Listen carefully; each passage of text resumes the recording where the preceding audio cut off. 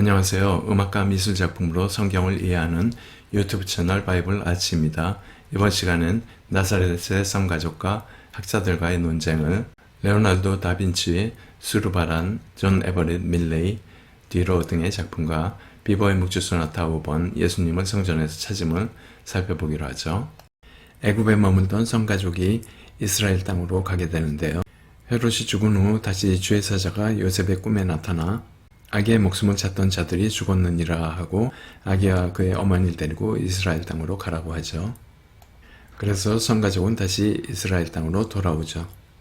레오나르도 다빈치는 동굴의 성모라는 두 개의 작품을 남기고 있는데 성모자가 이집트에서 돌아오는 중 광야에서 세례 요한을 만난 상황을 묘사하고 있죠. 배경인 동굴 속의 어둠과 스키찬 분위기를 모나리자에서와 같이 스푸마토 기법으로 묘사하고 있는데요. 스푸마토는 이탈리아어로 연기와 같은 의 의미를 갖고 있고 인물과 사물의 윤곽선 없이 자연스럽게 번지듯 그려 공간에서의 입체적인 분위기를 나타나는 공기원근법이라고도 하고 배경과 구분함에 있어 자연스러움이 나타나는 효과를 보여주고 있죠. 스푸마토는 당시 피렌체 화파들이 쓰던 원근법과 차별화하여 다빈치 자신이 이름 붙인 기법이죠. 이 작품은 밀라노의 성 프란체스코 그란데 성당에 콘테치온의 예배당 제단으로 주문되었으나 아기 예수와 세례 요한의 구별이 안되고 천사의 지적으로 세례 요한의 시선이 집중되고 있고 성모의 옷 색깔과 후광이 없다는 것을 문제삼아 교회 측에서 인수를 거부하게 되죠. 르네상스 시대는 아무리 대가가 그린 작품이라도 주문자의 마음에 들지 않은 경우 인수를 거부하는 갑질이 심했었죠. 결국 다빈치는 교회의 요구를 반영하여 한 작품을 더 그리기로 합니다. 그리고 이 작품은 보관 중 프랑스의 수집가의 손에 넘어가 현재 루브르에 전시되고 있죠.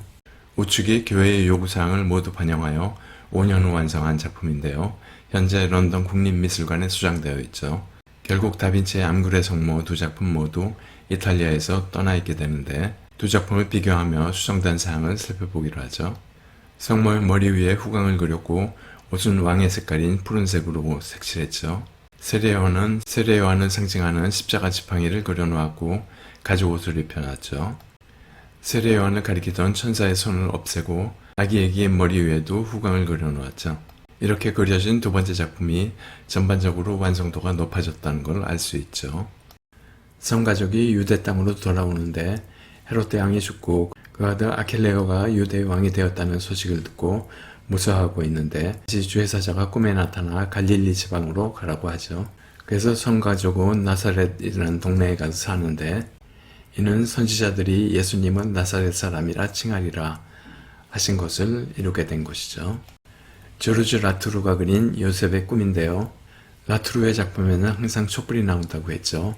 이 촛불은 천사를 환하게 비추고 있고 요셉은 어둠 속에서 성경을 읽다 잠든 상태로 꿈속에서 천사의 계시를 받는데 날개 없는 천사가 나타나 손을 들어 하나님으로부터 계시임을 표시하며 요셉에게 지시하고 있죠.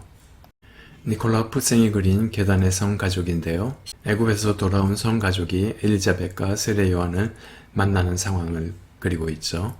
요셉은 등을 지고 앉아 새로운 계획을 구상하는 듯 보이고요. 전체적으로 피라미드 구조를 하고 있죠. 세례 요한의 발 아래 바구니에 담긴 사과는 아담과 하와의 원죄를 상징하고 그 사과를 하나 집어 아기 예수께 건네고 있는데 이를 받으려는 아기 예수는 자신에게 주어진 사명을 기꺼이 짊어지겠다는 의미를 갖고 있죠. 헤라르트 다비트가 그린 우유수포와 함께한 마리아와 아기인데요. 마리아의 긴 머리는 순결과 처녀성을 상징하고 테이블 위에 벌레 먹은 사과는 뱀이 하와에게 준 선악과고 칼은 예수님의 희생이고 빵은 예수님의 몸으로 죽음으로 인류를 원죄에서 구해줌을 상징하고 있죠. 창밖으로 보이는 길과 책상 위의 배낭은 애굽에서 다시 돌아온 길을 상징하고 기도소와 바느질 바구니는 성모의 믿음과 경건한 노동을 상징하고 있죠. 마르탱 드 보스가 그린 십자가를 환영하는 아기 예수와 함께한 성모인데요. 천사들이 바로크족 동쪽 운동감을 보이며 십자가를 들고 막 하늘에서 내려오죠. 성모에게 그리스도의 순환을 알리고 있는데 성모는 운명을 받아들이는 듯 슬픈 표정을 하고 있고 아기 예수는 천사들의 십자가를 반갑게 맞이하고 있죠. 헤리트 반 혼트호르스트가 그린 그리스도의 어린 시절인데요. 혼트호르스트도 라투르 작품과 같이 항상 촛불을 등장시킨다고 했죠. 어린 예수가 작업 중인 아버지에게 불을 밝히고 있는데 일상 중 빛을 비춤으로 빛으로 오신 예수님을 은유하고 있죠. 천사들은 뒤에서 이 광경을 지켜보고 있죠. 바이블 아츠는 보고 들으며 즐기는 성경을 추구합니다. 바이블 아츠가 여러분들께 도움이 되고 앞으로도 기대가 된다면 구독, 좋아요, 알람 설정 꾹 눌러주시고 댓글도 부탁드립니다.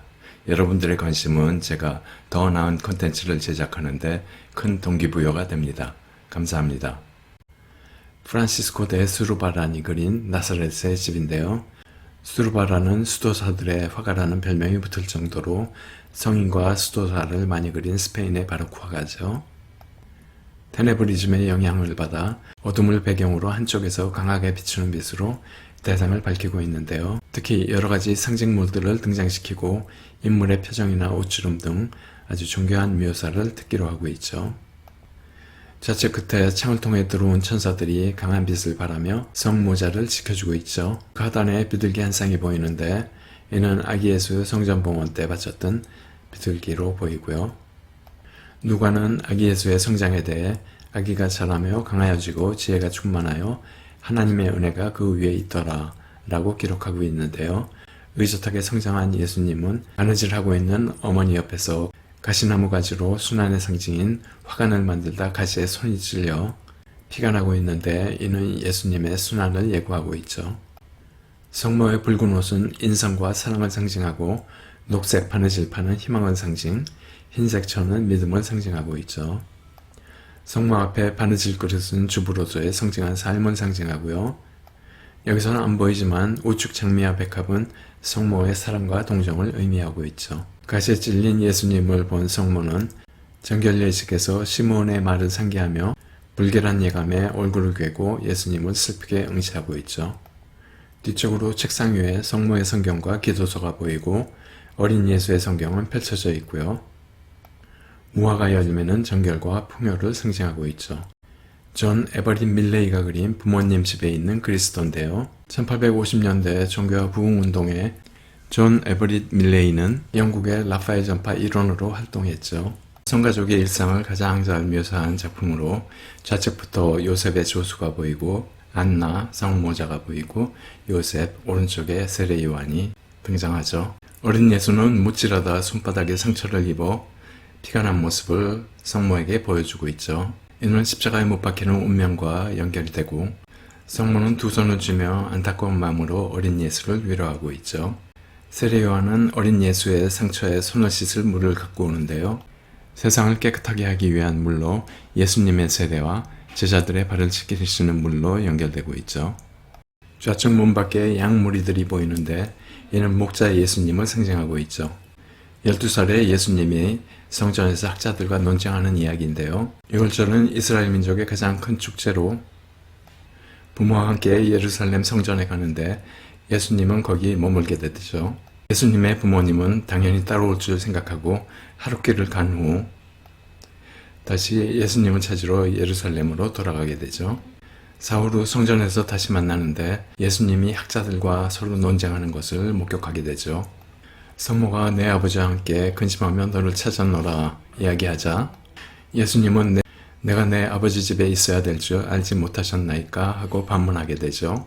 예수님의 부모는 이 말씀을 깨닫지 못하고 함께 나사렛으로 돌아오게 되죠. 이후 예수님은 지혜와 키가 자라가며 하나님과 사람에게 더욱 사랑스러워 가시더라 라 기록하며 성경은 예수님에 대해 18년간 침묵을 하게 되죠. 비보의 묵주 소나타 5번 예수님을 성전에서 찾음으로 바이올린, 하프, 루트, 바수니로 연주되죠. 1악단 전주곡은 부름의 주제에 이어 프레스토로 진행되는데 어린 예수를 찾는 걱정스러운 부모 마음이 묘사되고 있죠. 2악장부터 4악장까지 세 곡의 무곡으로 2악장 3악장은 알레망드와 지그로 예수님과 율법 학자들의 논쟁이 벌어지고 4악장 사라방대에서 예수님의 부모가 학자들 사이에서 예수님을 찾는 장면으로 구성되고 있죠.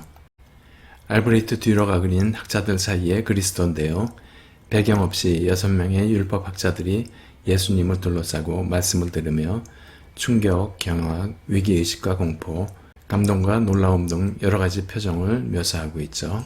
중심에 예수님은 손가락으로 하나씩 꼽아가며 논리적으로 학자들과 논쟁을 하는데요.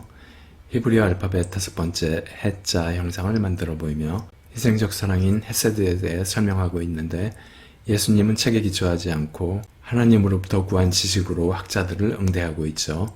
반면 율법 학자들은 모두 오직 율법에 의존하여 좌측 하단에 이마에 성경 구절을 붙인 학자는 성경을 덮고 두 손을 올려놓고 율법대로 사는 사람임을 강조하고 있죠. 그 뒤에 검은 모자를 쓴 학자는 성경을 보며 예수님 말씀에 모순점을 찾으려고 노력하고 있죠.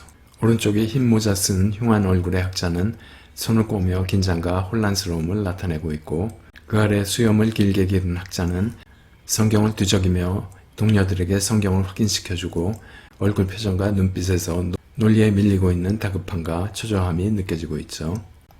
좌우 양쪽에 예수님을 경계하며 노려보는 두 학자가 보이는데 둘의 역할을 설명할 단서가 없으나 훗날 예수님을 십자가에 못 박는 대제사장 무리로 추측되고 있습니다. 지금까지 학자들과의 논쟁을 알아보며 그리스도의 어린 시절을 마무리하고 다음 시간에 그리스도의 공생애로 이어지겠습니다. 감사합니다.